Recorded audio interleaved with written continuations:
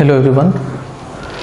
Last time पर हम लोगों ने लॉगरिथम में प्रॉपर्टीज़ का डिस्कशन स्टार्ट किया था। उन्होंने 6 प्रॉपर्टीज़ डिस्कस करी थी। तो आज हम लोग केवल इन प्रॉपर्टीज़ पर बेस्ड क्वेश्चंस करेंगे केवल। ठीक, 6 प्रॉपर्टीज़ कौन कौन सी थी वो हमको अब याद होनी चाहिए। एक बार हम फिर से बोल देते हैं। Log to the same base equal to 1, log 1 for any base 0, log m plus log n, log of m into n हो जाएगा। बेस LHS RHS में सेम रहेगा। Log m minus log n, log of m by n हो जाएगा। Again base same रहेगा। Log of m to the power n था, base a था, तो इसको हम लिख सकते थे n into log of m to the base a।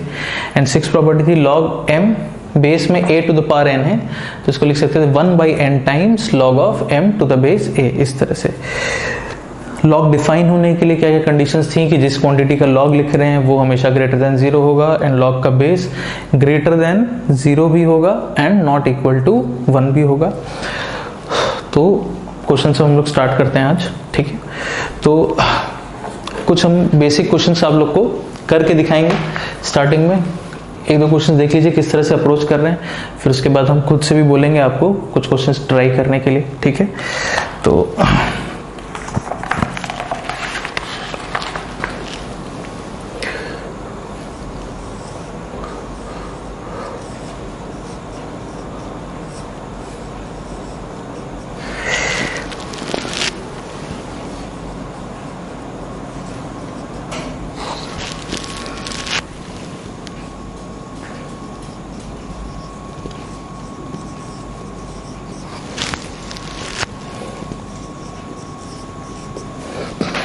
अब जैसे ये हमको प्रूफ करना है।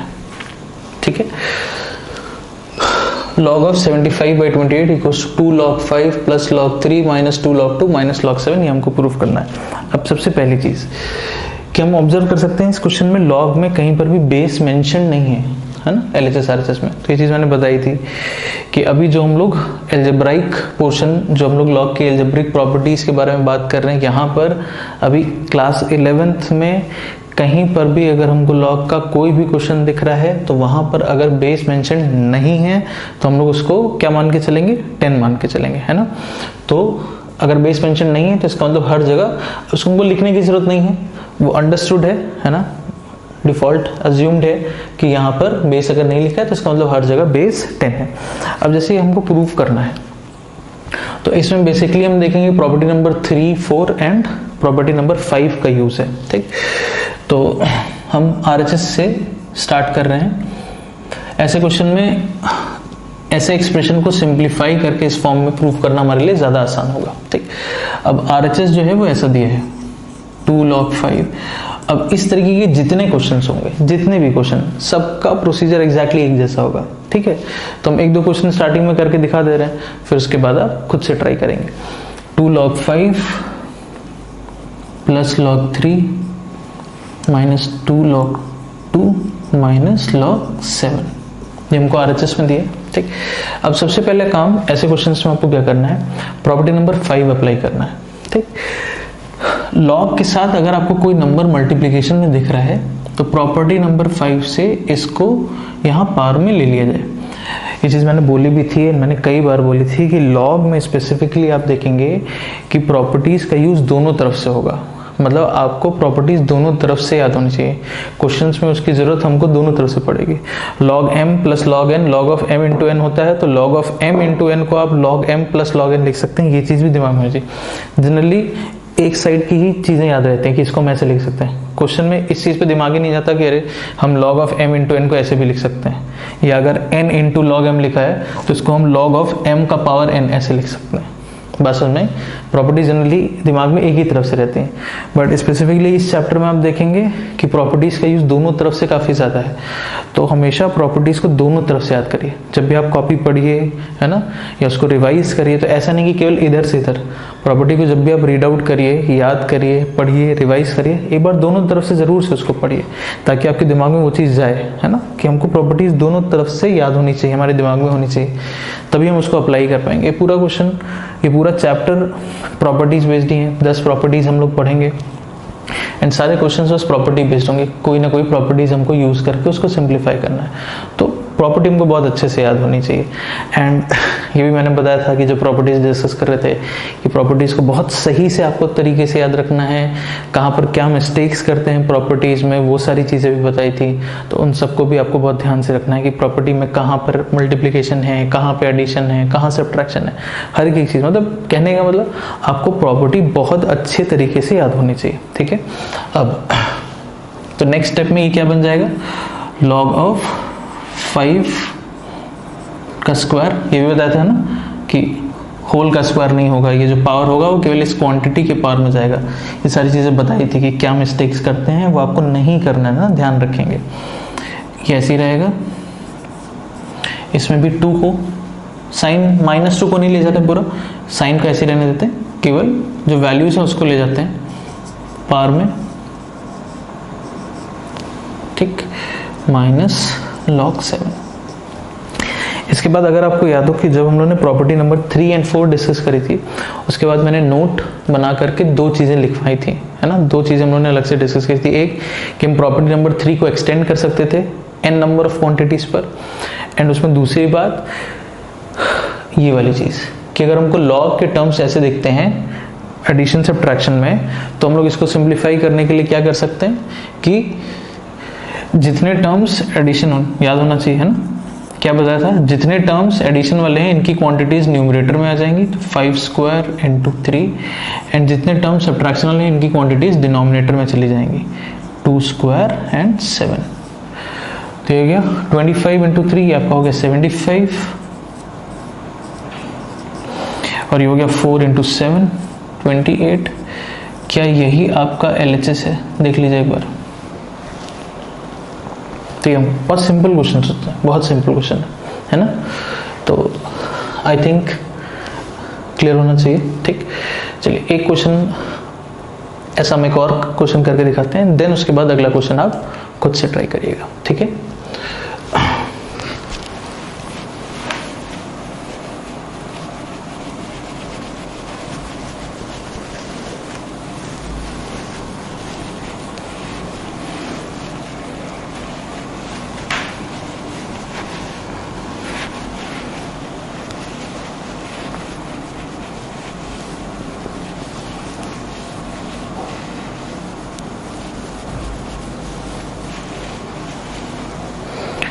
नेक्स्ट क्वेश्चन हम लिखते हैं,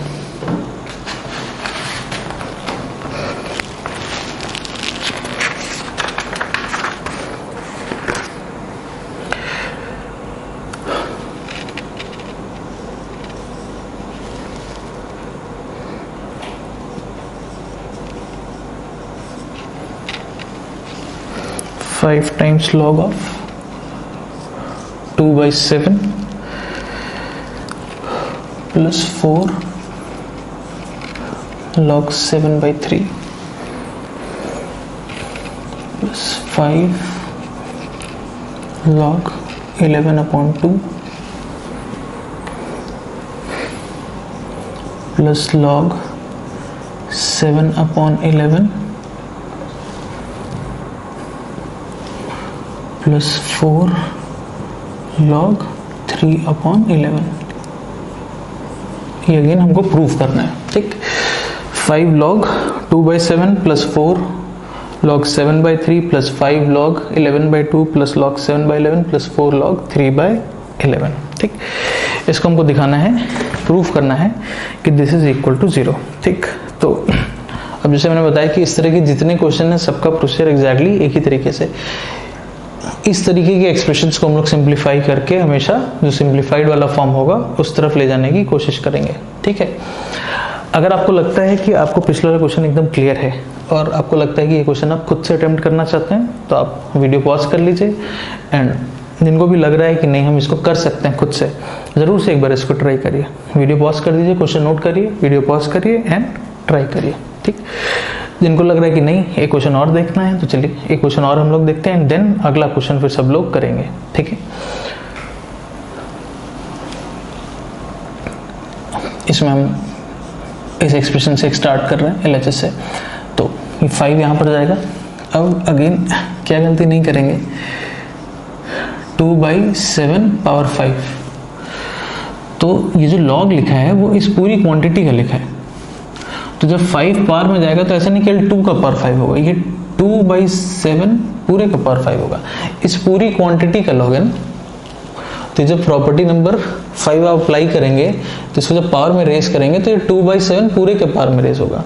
बहुत छोटी छोटी जगह पे गलती कर देते हैं, बहुत सिली मिस्टेक्स कर देते हैं ना, ध्यान रखेंगे। प्लस अगेन ये 4 यहाँ पे आ जाएगा, तो ये log 7/3 होल का पावर 4 ऐसा हो जाएगा, ठीक। प्लस log ऑफ 11/2 इसका पावर 5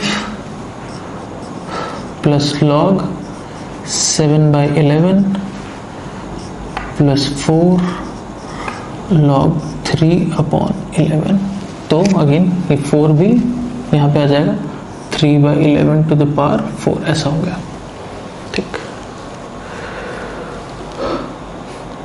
ठीक है। अब क्योंकि यहाँ पर कोई भी टर्म को सब्ट्रैक्शन में तो दिख नहीं रहा, सारे टर्म्स एडिशन में ही है, तो सारी क्वांटिटीज डायरेक्टली बस मल्टीप्लिकेशन में आ जाएंगी। तो 2/7 का पावर 5, तो इसको क्या हम ऐसे लिख दें, 2 to the power 5/7 to the power 5 ऐसे लिख सकते हैं इसको, है ना, तो क्लियर होना चाहिए। फिर ये भी मल्टीप्लिकेशन में आ जाएगा, 7/3 का पावर 4 मतलब 7 to the power 4/3 to the power 4। फिर ये भी मल्टीप्लिकेशन में आ जाएगा, 11 to the power 5/2 to the power 5। फिर 7/11 and then 3 to the power 4/11 to the power 4। ये सारी क्वांटिटीज, ये सारे टर्म्स एडिशन में, सारी क्वांटिटीज न्यूमरेटर में आ जाएंगी, डिनोमिनेटर में कुछ नहीं आएगा इसके, है ना। अब कैंसिल आउट करना एक बार देखें, स्टार्ट करते हैं। तो ये 2 टू द पावर 5 वाला टर्म इस 2 टू द पावर 5 वाले टर्म के साथ पूरा कैंसिल आउट हो गया, ठीक। ये 3 टू द पावर 4 वाला टर्म, ये 3 टू द पावर 4 वाले टर्म के साथ कैंसिल आउट हो गया, ठीक। ये 7 का पावर 5 और यहाँ पे 7 का पावर 4 और ये 7, तो ये भी 7 का पावर 5 होगी, है ना। न्यूमरेटर में 7 का पावर 4 इंटू 7, ये भी 7 का पावर 5, ये भी 7 का पावर, तो पूरा 7 भी कैंसिल आउट हो गया। तो आपका 2 कैंसिल आउट है ऑलरेडी, 3 वाला टर्म पूरा कैंसिल आउट है, 7 वाला टर्म पूरा कैंसिल आउट है। ये देख लीजिए 11 का पावर 5 हो गया, ये भी 11 टू द पावर 4 इंटू 11, 11 का पावर 5, और ये भी क्या है 11 का पावर 5, तो 11 वाला टर्म भी पूरा कैंसिल आउट है। तो क्या ये पूरा कैंसिल आउट हो गया है, न्यूमरेटर डिनोमिनेटर, 2 3 7 11 सारे टर्म्स कैंसिल आउट है, तो क्या यहाँ पे 1 बचा, ठीक। क्लियर है, देख लीजिए एक बार खुद से ऑब्जर्व कर लीजिए, क्या सारे टर्म्स कैंसिल आउट हो गए, है ना। अब प्रॉपर्टी नंबर 2, प्रॉपर्टीज याद होनी चाहिए। log 1 for any base, again इस क्वेश्चन में कहीं पर भी बेस मेंशन नहीं है, 10 मान के चल रहे हैं अब उसमें, है ना, प्रॉब्लम नहीं होनी चाहिए, क्लियर होना चाहिए। कहीं पर भी बेस मेंशन नहीं होगा, हमेशा 10 लेके चलना है। तो log 1 फॉर द बेस नहीं मेंशन मतलब 10, तो log 1 फॉर एनी बेस, इसकी वैल्यू हमेशा कितनी होगी 0, यही RHS है, यही हमको प्रूफ करना था। आई थिंक अभी क्लियर हो रहा होगा, है ना, कि क्या कर रहे हैं इस तरह के क्वेश्चंस में, सिंपल क्वेश्चन एकदम, ठीक। तो अब इस तरह का हम लोग एक क्वेश्चन बस और करेंगे, बट वो क्वेश्चन अब हम लिख देंगे एंड आपको खुद से ट्राई करना होगा, ठीक है।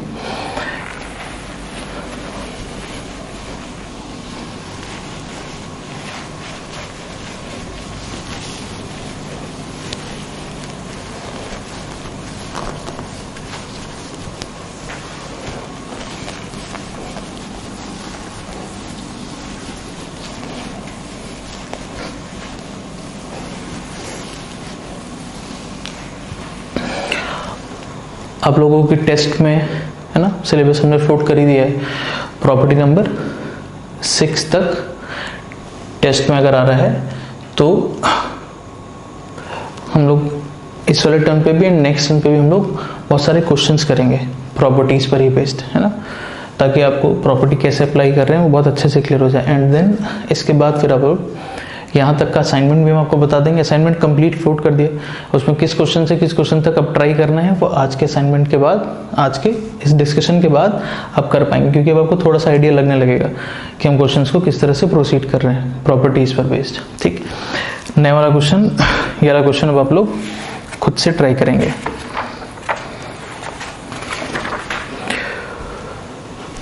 This will be question number 3, है ना। log of 2 plus 16 times log 16 by 15 plus 12 25 by 24 plus 7 log 81 upon 80 equal to 1। ठीक, अगेन हमको प्रूफ करना है,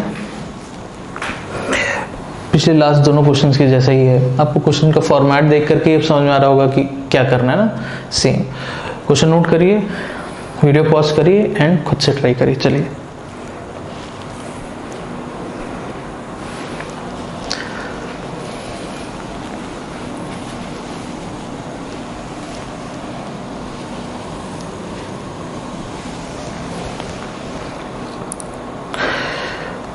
ओके, आई होप सबने ट्राई कर लिया है ना। अब चलिए इसको देखते हैं। अब इस क्वेश्चन में एक चीज थोड़ी सी स्पेसिफिक है ना, इसको देखते हैं।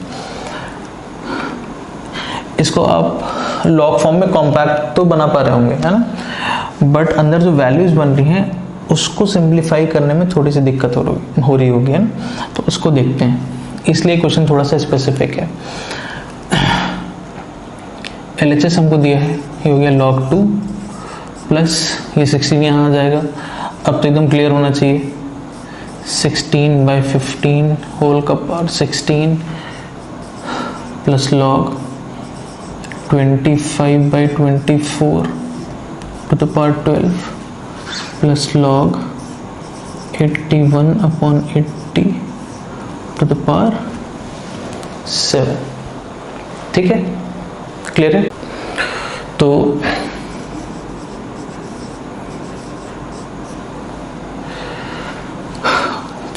अब क्योंकि सारे टर्म्स एडिशन में हैं तो अगेन ये सारी क्वांटिटीज मल्टीप्लिकेशन में आ जाएंगी। 2 into 16 by 15 to the power 16 मतलब 16 to the power 16 on 15 to the power 16। ठीक, सेम हो गया 25 to the power 12 upon 24 to the power 12। ये हो गया 81 to the power 7 upon 80 to the power 7। ठीक, अब क्या है कि इसमें आपको कहाँ पर दिक्कत हो रही है, यहाँ तक आई होप कि सब कर पा रहे होंगे, एंड नहीं कर पा रहे हैं तो फिर आप अगेन पिछले दोनों क्वेश्चंस को बहुत अच्छे से देखिए, क्योंकि यहाँ तक सिंप्लीफिकेशन में कुछ नहीं, यहाँ तक सिंप्लीफाई आपको सभी को कर लेना चाहिए। यहाँ तक भी नहीं पहुँच पा रहे हैं तो प्रॉब्लम है, इसका मतलब आपको चीज़ें समझ में नहीं आई हैं। तो आप पिछले दोनों क्वेश्चन फिर से देखिए। यहाँ तक आने के बाद कहाँ हमको प्रॉब्लम हो रही होगी कि लेट्स से अगर ये पावर्स ऐसे नहीं होती, सिंपल 16 15 होता है या पावर स्क्वायर क्यूब तक स्मॉलर पावर होती, तो हम कैंसिल आउट करने के लिए सोच सकते थे 5 से इसको, है ना, फिर ये 3 से ये भी चल कैंसिल आउट हो सकता था, ये 4 से ऐसे कैंसिल आउट हो सकता था 4 से, या 16 से डायरेक्टली 16 5, है ना 80, तो हम डायरेक्टली कैंसिल आउट इसको करने के लिए सोच सकते थे। बट क्योंकि पावर्स इतनी ज़्यादा हैं तो अगर हम इसको कैंसिल आउट भी करेंगे तो बहुत सारी वैल्यूज बचेंगी, वो और थोड़ा सा कॉम्प्लिकेटेड हमको दिखने लगेगा। ठीक, तो ऐसे क्वेश्चंस में क्या करिए, क्या आसान तरीका है कि आप सारे नंबर्स को प्राइम फैक्टर के फॉर्म में ब्रेक कर लीजिए। सारे नंबर्स को प्राइम फैक्टर के फॉर्म में ब्रेक कर लीजिए। अब ऐसा क्यों बोला जा रहा है, वो जैसे ही आप जब इसको ब्रेक करके लिखेंगे तो आपको समझ में आ जाएगा कि ऐसा क्यों बोला गया। ठीक, तो एक बार वैसा करते हैं फिर देखते हैं। कहने का मतलब जैसे 16 क्या हो जाएगा आपका 2 टू द पावर 4, है ना। जैसे मान लीजिए 16 टू द पावर 16 हमको लिखना है और 16 हो गया 2 टू द पावर 4 और इस पूरे का पावर 16, तो अब ये मल्टीप्लाई हो जाएगा, तो 16 इंटू 4 64, तो 2 का पावर 64 बनेगा यहाँ पे। ठीक, इसको आप लिख सकते हैं 5 स्क्वायर, है ना। डायरेक्टली हमको समझाना चाहिए 5 स्क्वायर, 5 का पावर 2 और फिर पावर 12, तो 2 और 12 मल्टीप्लाई हो जाएगा, मतलब 5 टू द पावर 24 आएगा। 81 हो गया 3 का पावर 4, 3 का पावर 4 और फिर पावर 7, तो 4 और 7 मल्टीप्लाई होगा 3 टू द पावर 28 ऐसे।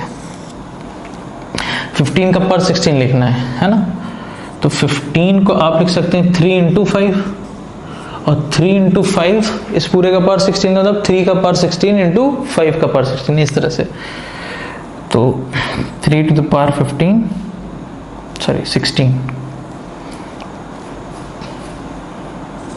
इंटू 5 टू द पावर 16, ऐसे आप देख सकते हैं। मैंने जो बोला कि हम इसको प्राइम फैक्टर के फॉर्म में ब्रेक कर रहे हैं, 2, 5, 3, इसको भी 3 इंटू 5 है ना, इसको भी प्राइम फैक्टर में ब्रेक करेंगे, इसको भी प्राइम में ब्रेक करेंगे। जैसे 24 को प्राइम में कैसे लिख सकते हैं, 24 हो गया आपका 8 इंटू 3 है ना, और 8 को आप लिख सकते हैं 2 क्यूब, तो 2 क्यूब इंटू 3 ऐसा, ठीक। तो सोचिए 2 क्यूब उसका पावर 12, 2 क्यूब और पावर 12, तो 3 और 12 मल्टीप्लाई होगा, 2 क्यूब इंटू 3 का भी पावर 12 आएगा। समझ में आना चाहिए क्या लिख रहे हैं। इसी तरह से 80 को आप क्या लिख सकते हैं, 80 आपका हो गया 16 इंटू 5, एंड 16 का मतलब 2 टू द पावर 4, तो ये 2 का पावर 4 और फिर power 7, 4 7 28, 2 to the power 4 into 5, तो 5 का भी पावर 7 आएगा यहाँ पे।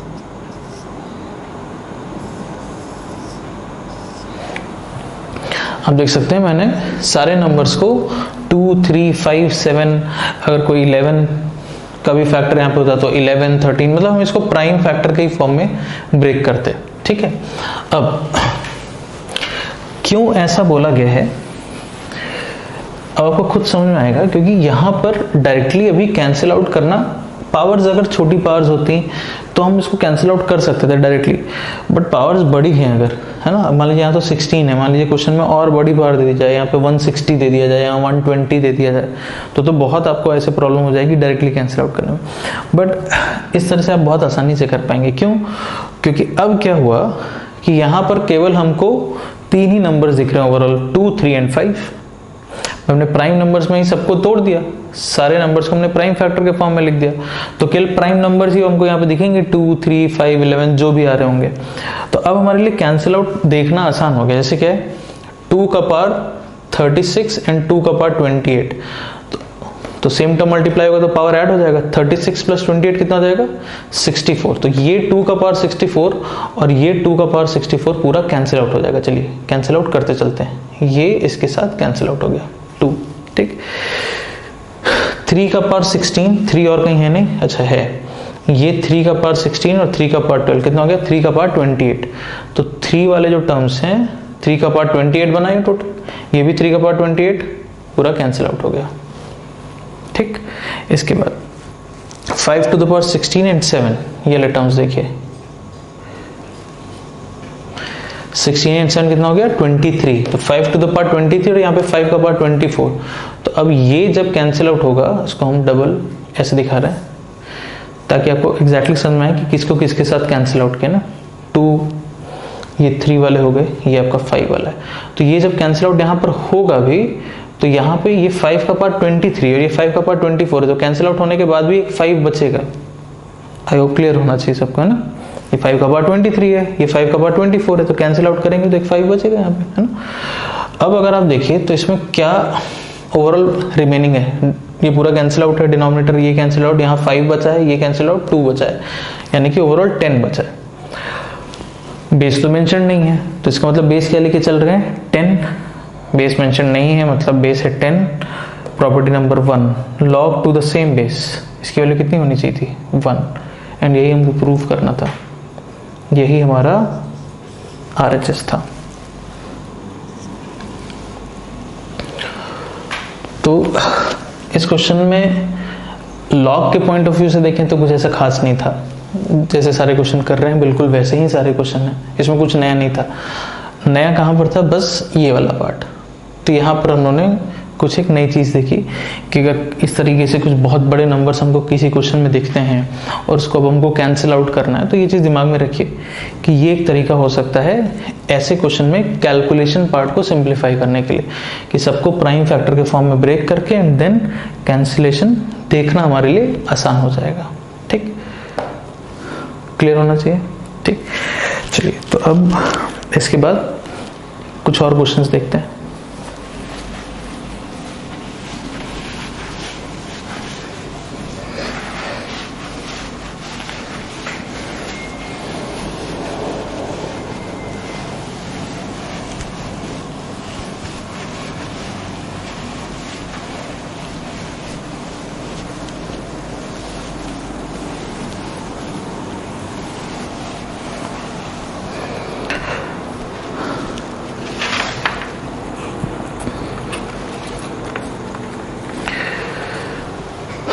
This will be question number 4.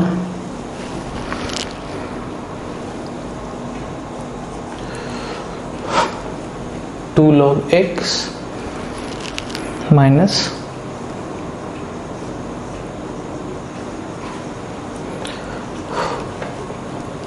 अब इस क्वेश्चन में हमको बेसिकली x के लिए सॉल्व करना है ना। यहाँ पर ये बेसिकली इक्वेशन हमको गिवन है x के फॉर्म में और हमको x के लिए सॉल्व करना है, ठीक। अब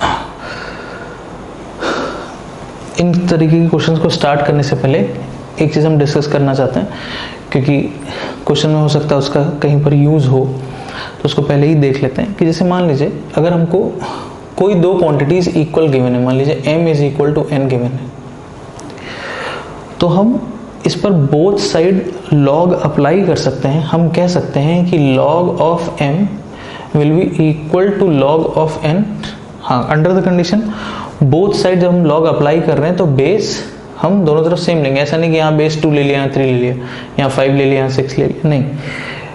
अगर कोई हमको इक्वेशन गिवन है, इक्वालिटी है, तो हम बोथ साइड log अप्लाई कर सकते हैं अंडर द कंडीशन। जब हम log अप्लाई करेंगे तो दोनों तरफ बेस हमको सेम लेना होगा। एंड इसका रिवर्स भी ट्रू है, मतलब हम कह सकते हैं this implies and is implied by, ये बताया था log के स्टार्टिंग में, है ना।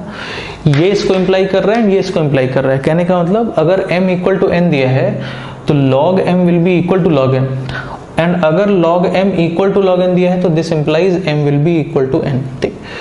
इसको हम लोग प्रूफ भी कर सकते हैं, सिंपल है। यहाँ से ये अगर हम लेट से प्रूफ करें तो log of m equals to log of n दिया है, ठीक। मान लिया जाए let this be equal to some quantity t, ठीक।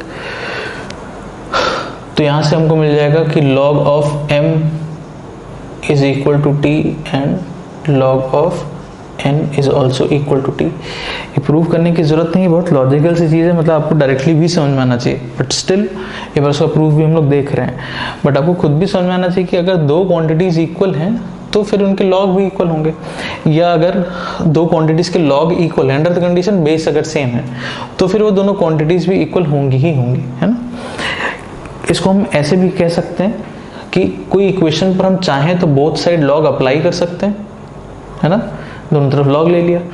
और अगर हमको कोई इक्वेशन ऐसे फॉर्म में गिवन है तो हम चाहें तो दोनों तरफ से log रिमूव कर सकते हैं। अगर हमको यहाँ से यहाँ देखना है तो इसको हम ऐसे कह सकते हैं कि हमने दोनों तरफ से log रिमूव कर दिया। अच्छा, ये गलती नहीं करेंगे कि कभी भी लिखते समय ऐसा नहीं दिखाएंगे कि log m ऐसा दिया है, तो ऑब्वियसली अगर ऐसा है तो जैसा अभी हम लोग डिस्कस कर रहे हैं this implies that m will be equal to n, but कुछ बच्चे क्या करते हैं कॉपी में ऐसे दिखा देते हैं, log कैंसिल आउट हो गया। मैं फिर से बोलूँगा वही चीज़ जो पहले दिन हम लोग उस दिन डिस्कस कर रहे थे प्रॉपर्टीज़ के समय, कि log कोई वैल्यू यहाँ मल्टीप्लिकेशन में नहीं है जिसको आपने कैंसिल आउट कर दिया। log एक फंक्शन है ना। ऐसा नहीं कि यहाँ पे log कोई वैल्यू है इनटू m लिखा है, कोई वैल्यू दोनों तरफ मल्टीप्लाई है आपने कैंसिल आउट कर दिया, नहीं। बहुत सारे लोग गलती करते हैं, आप है ना ऐसे जैसे sine theta is equal to sine alpha लिखा है तो आप ऐसे कैंसिल आउट नहीं कर सकते, है ना। उस दिन उन्होंने डिस्कस किया था साइन कॉस टैन लॉग, है ना, कोसेक सेक कॉट, ये सारे फंक्शन है, इनकी अपनी प्रॉपर्टीज है। तो आप इसमें कुछ भी ऑपरेशन परफॉर्म करेंगे तो वो अंडर इनकी प्रॉपर्टीज के थ्रू ही आप कर सकते हैं, है ना। तो अब sine theta is equal to sine alpha लिखा है तो आप ऐसा नहीं साइन दोनों तरफ आपने कैंसिल आउट कर दिया, theta is equal to alpha लिख दिया, है ना, ऐसा कोई जरूरी नहीं है। सेम इसी तरह से यहाँ से m is equal to n हमको मिलेगा, वो हम प्रूव भी कर रहे हैं कैसे आएगा, बट आप कभी भी ऐसे कैंसिल आउट नहीं करेंगे, ये गलती नहीं करेंगे, ये एकदम ब्लंडर है, ये मिस्टेक है ना। ये कोई वैल्यू नहीं है जिसको आप बोथ साइड कैंसिल आउट करें, ये फंक्शन है, इसकी अपनी प्रॉपर्टीज है ना। उन प्रॉपर्टीज के थ्रू हम प्रूफ करेंगे कि अगर log of m is equal to log of n दिया है अंडर द कंडीशन दोनों तरफ बेस अगर सेम है तो m और n भी इक्वल होगा। इसको चेंज कर लीजिए, प्रूफ पे आते हैं, इसको चेंज कर लीजिए इसके एक्सपोनेंशियल फॉर्म में, इसको चेंज कर लीजिए एक्सपोनेंशियल फॉर्म में, तो यहाँ से आ जाएगा a to the power t is equal to m, and यहाँ से आ जाएगा a to the power t is equal to n, ठीक। Now this implies a to the power t is equal to m and a to the power t is also equal to n, यानी कि m is equal to n। देख लीजिए simple चीज है, एकदम simple proof है। दोनों equal थे ही, इसको इक्वल टू टी मान लिया, एक्सपोनेंशियल फॉर्म में चेंज कर दिया, m और n दोनों की value a to the power t के बराबर आ गई। ठीक है, तो m भी a to the power t है, n भी a to the power t है, मतलब m और n फिर ऑब्वियसली इक्वल है। तो अगर log of m log of n बराबर दिया है तो m और n बराबर होंगे। इसी प्रूफ को ऐसे प्रोसीड कर लीजिए, इसी को रिवर्स ऐसे लिख लेंगे। तो अगर m इक्वल टू n दिया होगा तो वहां से हम प्रूफ कर लेंगे that log m is equal to log n। इसी प्रूफ को उल्टा लिख देंगे तो, है ना, तो क्लियर होना चाहिए। तो बेसिक बात ये हो गई कि अगर कोई हमको इक्वलिटी दी है तो हम दोनों तरफ उसमें log अप्लाई कर सकते हैं अंडर द कंडीशन बेस को सेम रखते हुए। एंड अगर हमको दो log इक्वल दिए हैं जिनके बेस सेम अगर हैं तो हम वहां से बोथ साइड log रिमूव करके हम दोनों क्वांटिटीज को भी आपस में इक्वेट कर सकते हैं। तो अगर m इक्वल टू n है तो log m will be equal to log n, and अगर log m equal to log n है तो m will be equal to n, इस तरह से। ठीक है,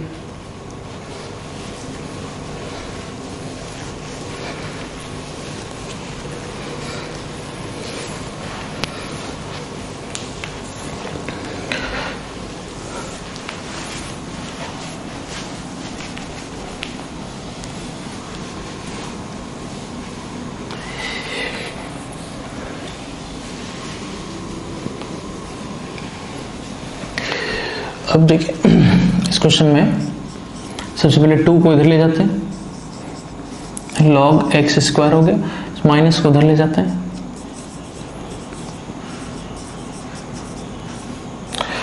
दोनों तरफ बेस ऑब्वियसली 10 है, बेस मेंशन नहीं है मतलब हम 10 लेके चल रहे हैं। ठीक, अब इसके बाद हम कह सकते हैं कि भाई जो अभी हम लोग डिस्कस कर रहे थे कि दो क्वांटिटीज के log अगर इक्वल हैं तो फिर इसका मतलब ये दोनों क्वांटिटीज भी आपस में इक्वल होनी चाहिए। log बोथ साइड हम रिमूव कर देंगे, कैसे, कैंसिल आउट करते हुए नहीं दिखाएंगे, है ना। इसका मतलब हो गया x square equal to 3x minus 2, सारे टर्म्स एक साइड कलेक्ट कर लीजिए, x square minus 3x plus 2 equal to 0, ये फैक्टराइज हो जाएगा x minus 2 into x minus 1 equal to 0। यहाँ से x की दो वैल्यूज हमको मिल जाएंगी 2 एंड 1। ठीक, क्लियर है। अच्छा, इसी में कुछ लोग ऐसे भी सोच सकते हैं, है ना, कि इस स्टेप के बाद जैसे हमने ऐसे लिखा log x स्क्वायर, इस टर्म को हम इधर ले गए, मान लीजिए इधर नहीं ले जाते, ऐसे ही रखते, तो इसमें प्रॉपर्टी नंबर 4 लगा दें, इसको हम ऐसे लिख दें,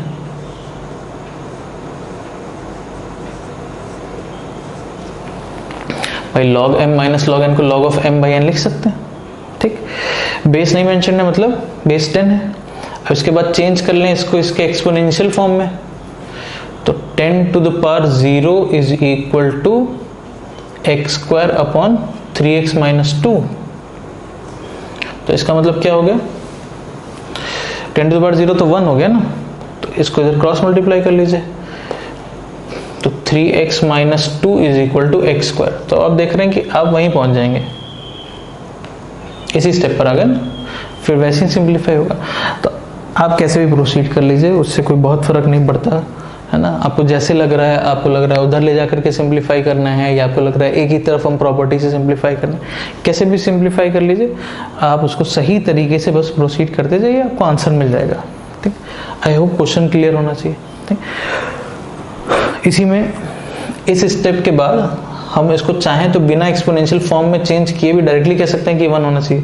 प्रॉपर्टी से किस क्वांटिटी का log 0 होता है, property number 2, log 1 for any basis 0।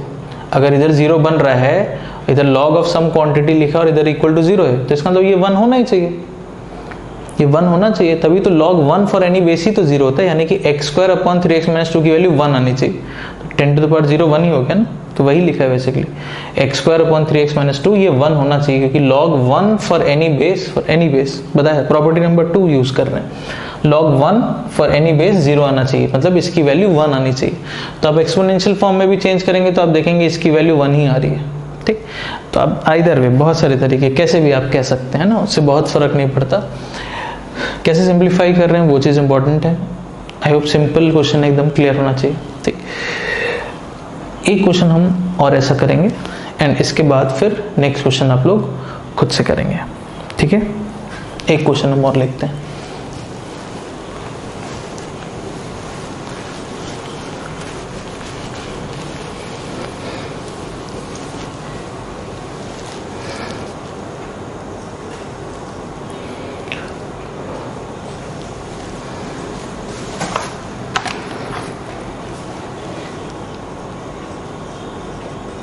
log of 3x plus 2 plus log of 3x minus 2 equals to 5 log 2।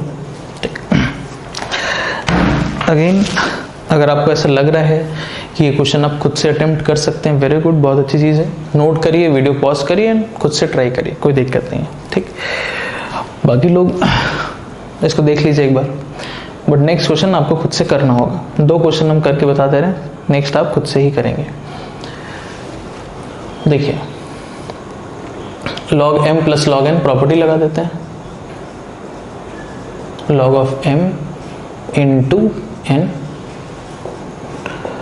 इस पे प्रॉपर्टी नंबर 5 लगा देते हैं, log of 2 to the power 5, base mention नहीं है बोथ साइड, अगेन 10 है। जो भी हम लोग डिस्कस कर रहे थे कि 2 क्वांटिटीज का लॉग इक्वल है तो दोनों क्वांटिटीज भी आपस में इक्वल होंगी।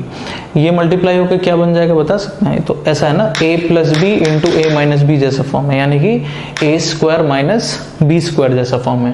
तो यानी कि 3x का होल स्क्वायर, 3x का होल स्क्वायर क्या बनेगा? 9x स्क्वायर है ना, माइनस 2 का square equal to 2 to the power 5 इज 32,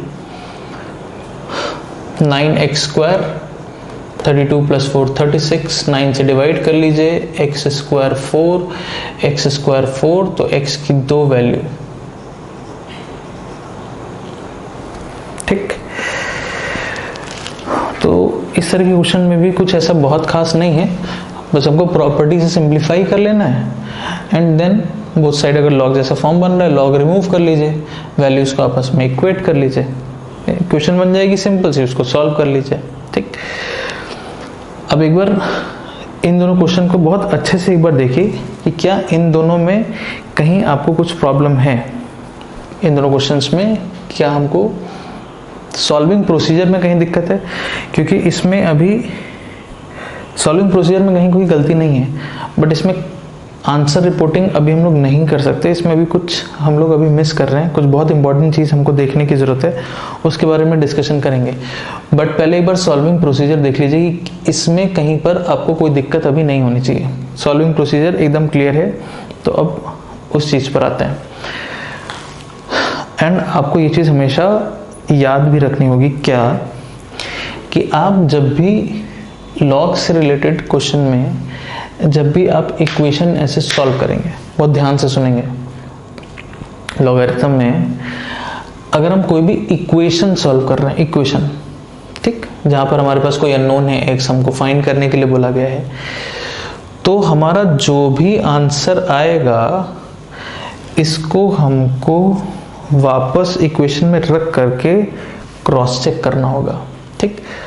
अब क्रॉस चेक करने का मतलब ये नहीं आपको देखना है कि 2 पुट कर दिया तो अब तो log 2 की हमको वैल्यू ही नहीं पता है ना, x को मान लीजिए 2 पुट कर देंगे तो हमको तो log 2 की वैल्यू नहीं पता, तो आपको वैल्यू नहीं चेक करना है, आपको बस केवल ये देखना है कि जब आप कोई वैल्यू पुट कर रहे हैं तो ऐसा तो नहीं कि log आपका डिफाइंड ही नहीं रह रहा है।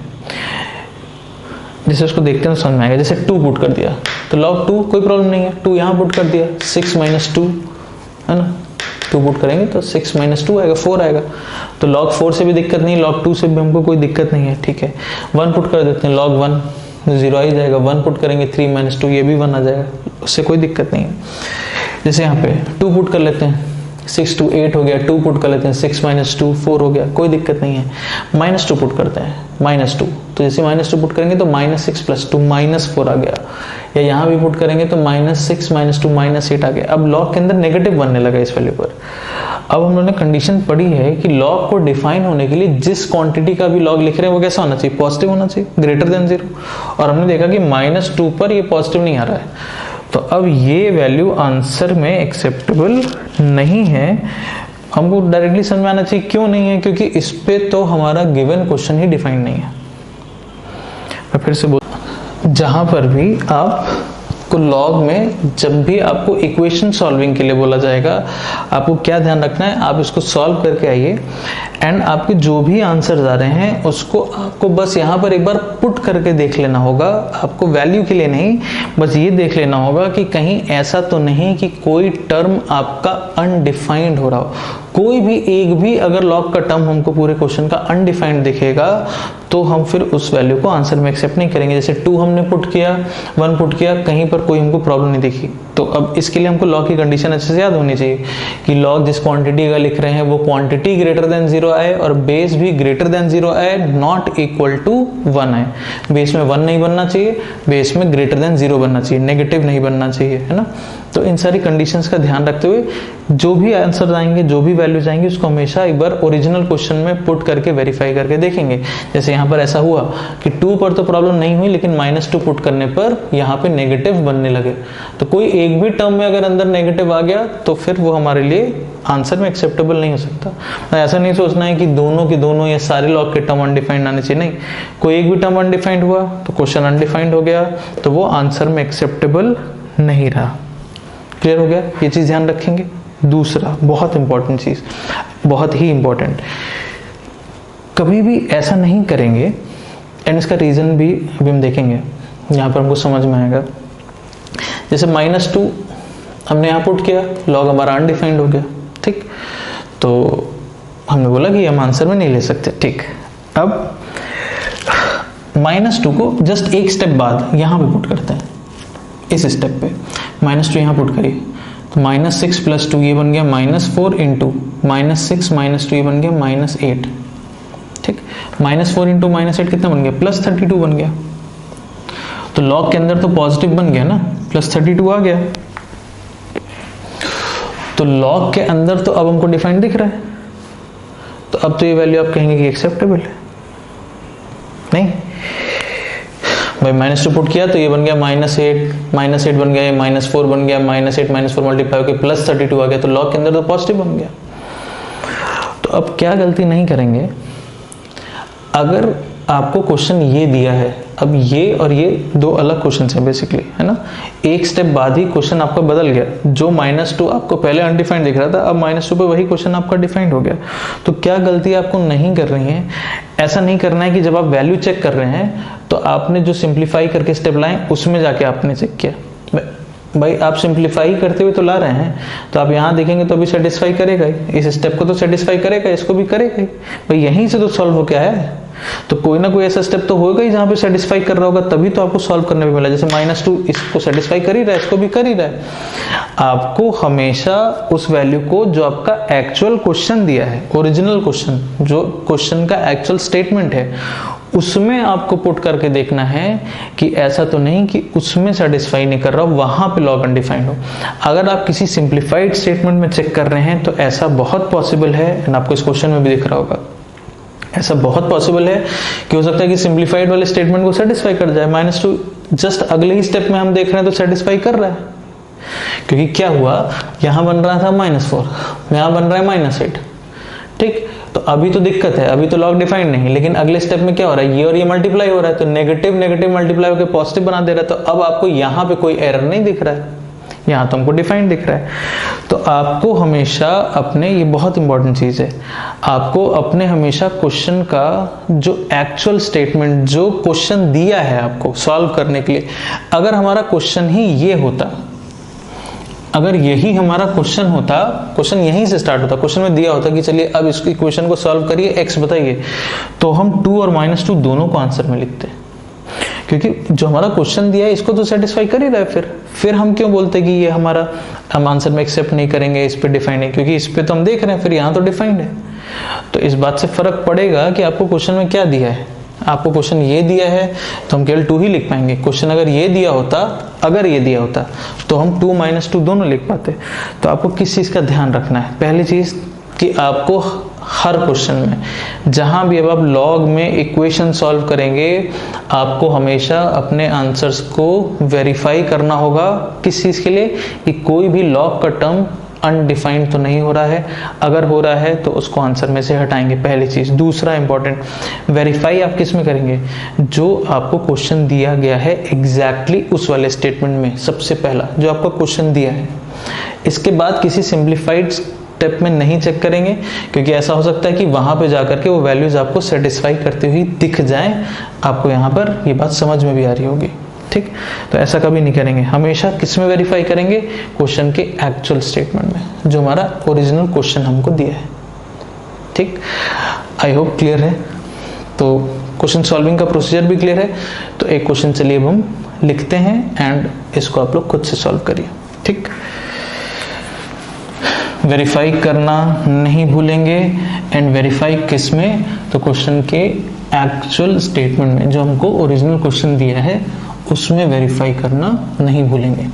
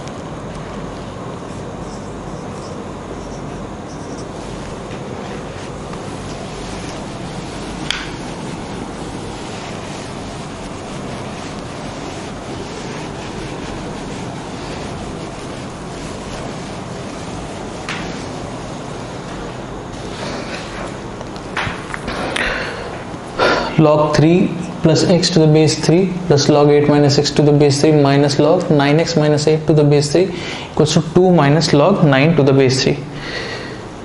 ठीक, ये क्वेश्चन दिया है। अच्छा, अब इस क्वेश्चन को स्टार्ट करने से पहले एक चीज देख लीजिए। कोई ऐसा क्वेश्चन जैसे आपको दिख रहा है, अभी तक हमने जितने भी क्वेश्चन किए थे उसमें जैसे हर तरफ लॉग के ही टर्म्स थे, है ना।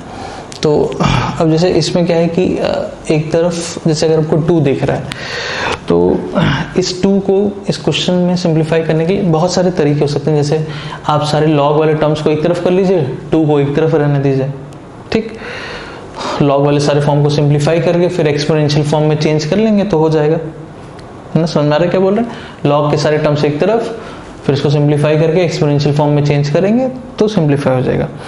दूसरा, अगर किसी क्वेश्चन में आपको जरूरत लगती है कि कोई कांस्टेंट वैल्यू को भी हमको लॉग के टर्म में चेंज करना है, जैसे हमको क्या दिख रहा है, हमको इस क्वेश्चन में ऐसा करने की जरूरत नहीं है, बट ये केवल इसलिए बता रहे हैं यहाँ पर कि आपको अगर किसी क्वेश्चन में ऐसा करने की जरूरत है तो कैसे करते हैं उसको एक बार देखते हैं। कि मैं क्या कहना चाह रहा हूँ कि अगर कहीं पर कोई कांस्टेंट वैल्यू है और उसको भी हम चाहते हैं लॉग के टर्म में लिखना, जैसे यहाँ पर हमको दिख रहा है कि सारे terms log to the base 3 में, बट केवल ये अकेला 2 दिख रहा है। तो अगर हम चाहते हैं कि इस 2 को भी हम लॉग बेस 3 के फॉर्म में लिखें तो कैसे लिखते हैं। तो कोई भी वैल्यू, मान लीजिए आपको कोई भी कांस्टेंट नंबर दिया हुआ है, मान लीजिए आपको कोई भी कांस्टेंट वैल्यू k दी है, ठीक, और आपको इसको लॉग फॉर्म में चेंज करना है, ठीक। तो क्या करिए, आप उसको मल्टीप्लाई करिए 1 से, है ना, क्योंकि 1 से मल्टीप्लाई करने पे वैल्यू में तो चेंज नहीं होगा। और 1 को आप क्या करिए, लिखिए log to the same base, property number 1। And आप देख सकते हैं यहाँ पे प्रॉपर्टी रिवर्स तरीके से यूज हो रही है, 1 को हम ऐसे लिख रहे हैं। अच्छा, बेस क्या लें, बेस वो लीजिए जो क्वेश्चन में यूज हो रहा है, ताकि आप उसको बाकी लॉग के टर्म्स के साथ सिंप्लीफाई कर पाए। देखिए, जैसे इस क्वेश्चन में मान लीजिए 2 दिया था, इसको हमको लिखना था, तो हम इसको ऐसे लिखते और फिर 1 को लिख देते हैं हम log 3 टू द बेस 3। हम क्यों बेस 3 ले रहे हैं, क्योंकि इस क्वेश्चन में बाकी हर जगह पर बेस 3 दिया है, तो तो अब अगर हम यहाँ पर इसको लॉग फॉर्म में चेंज कर रहे हैं और इसका बेस 3 नहीं लेंगे तो वो इनके साथ सिंप्लीफाई नहीं होगा, क्योंकि हम लोगों ने जो भी प्रॉपर्टीज पढ़ी हैं उसमें हर लॉग का बेस क्या होना चाहिए, सेम होना चाहिए, तभी हम उस पर log m plus log n, property number 3, property number कोई भी प्रॉपर्टी अगर हमको यूज करना है तो फिर हमको बेस को सेम रखना है। इसीलिए यहाँ पर हमने 1 को ऐसे लिखा। मान लीजिए हर जगह बेस 5 होता तो इस 1 को यहाँ पे हम log 5 टू द बेस 5 लिखते, हर जगह बेस 10 होता तो इसको हम log 10 टू द बेस 10 लिखते। कहने का मतलब कि 1 को वैसे लिखा जाए log to the same base, तो बेस वो लिया जाए जो क्वेश्चन में भी बाकी हमको हर जगह दिख रहा है, ताकि फिर हम इसको क्वेश्चन के साथ सिंप्लीफाई कर ले जाएं। अब प्रॉपर्टी नंबर 5, इसको यहाँ रेस कर लीजिए, log 3 square to the base 3 यानी कि log ऑफ 9 टू द बेस 3। तो इस 2 को अगर हमको log में चेंज करना होता तो हम ऐसे कर देते, पहले मल्टीप्लाई करते 1 से, फिर 1 को लिखते log to the same base, फिर प्रॉपर्टी नंबर 5 से ये log के फॉर्म में आ गया। इस क्वेश्चन में नीडेड नहीं था, इसको हम डायरेक्टली सिंप्लीफाई कर सकते थे, बट जस्ट कि आपको अगर किसी क्वेश्चन में किसी कांस्टेंट वैल्यू को log के फॉर्म में चेंज करना है ना, इसको यहाँ सिंप्लीफाई कर लेते हैं, फिर इसको हम पावर में रेस करेंगे, इसको हम लिखेंगे log of a to the power k to the base ऐसे।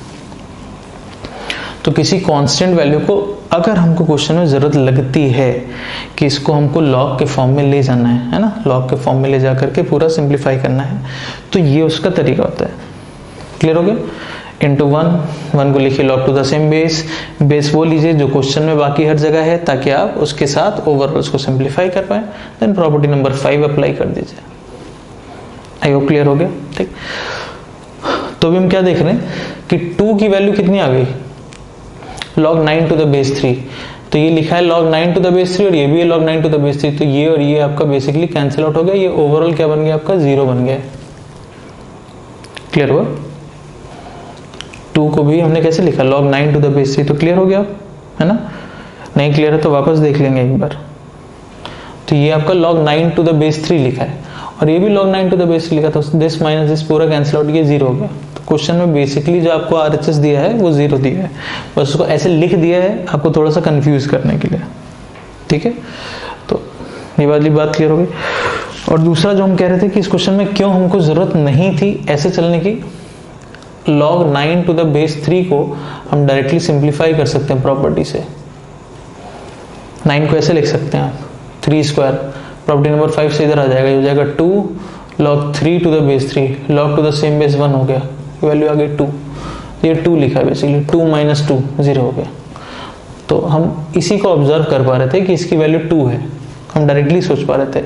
एंड अब आप इतने सारे क्वेश्चंस कर रहे हैं तो ये करने की भी जरूरत नहीं होनी चाहिए, मतलब आपको देख करके समझ में आना चाहिए कि 3 है 9 है, तो 3 का क्या पावर लेंगे कि 9, 3 टू द पावर कुछ, जब इसको एक्सपोनेंशियल फॉर्म में चेंज करेंगे 3 का पावर x 9 आएगा, 3 का कौन सा पावर 9 बनता है 2, मतलब इसकी वैल्यू 2 है, 2 माइनस 2 0 लिखा है।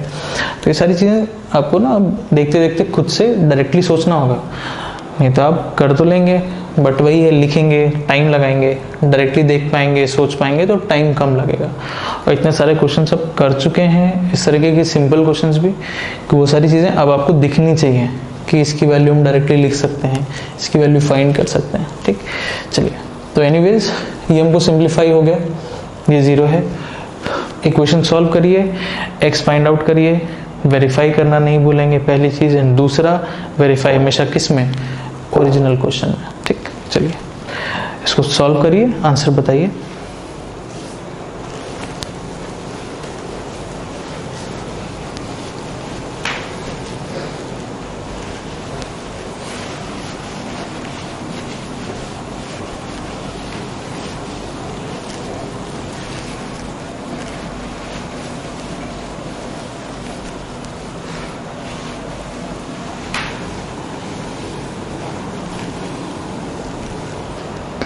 चलिए देखते हैं इसका सॉल्यूशन। तो जितने टर्म्स एडिशन वाले हैं वो मल्टीप्लिकेशन में आ जाएंगे न्यूमरेटर में, एंड जितने माइनस वाले हैं ये डिनोमिनेटर में। ये 0 हो ही गया है। ठीक, कोई एक्सपोनेंशियल फॉर्म में नहीं चेंज कर रहे हैं, डायरेक्टली प्रॉपर्टी से कह रहे हैं। आपको समझ में आना चाहिए किस क्वांटिटी का लॉग, है ना, बेस में नहीं मेंशन है मतलब 10, किस क्वांटिटी का लॉग 0 आता था। Second property log 1 for any base is 0, मतलब ये 1 होना चाहिए। इसको मल्टीप्लाई कर लेते हैं, देखते हैं कितना आ रहा है। 24 minus 3x plus 8x minus x square upon 9x minus 8 equals to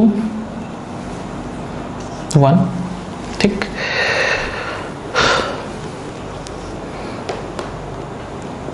क्या हो गया, minus x square 8 minus 3 plus 5x plus 24 equals to 9x minus 8। सारे टर्म्स इधर कलेक्ट कर लेते हैं, तो प्लस एक्स स्क्वायर है ना, 9x माइनस 5x तो 4x माइनस 8 एंड माइनस 24, क्या ये फैक्टराइज हो जाएगा?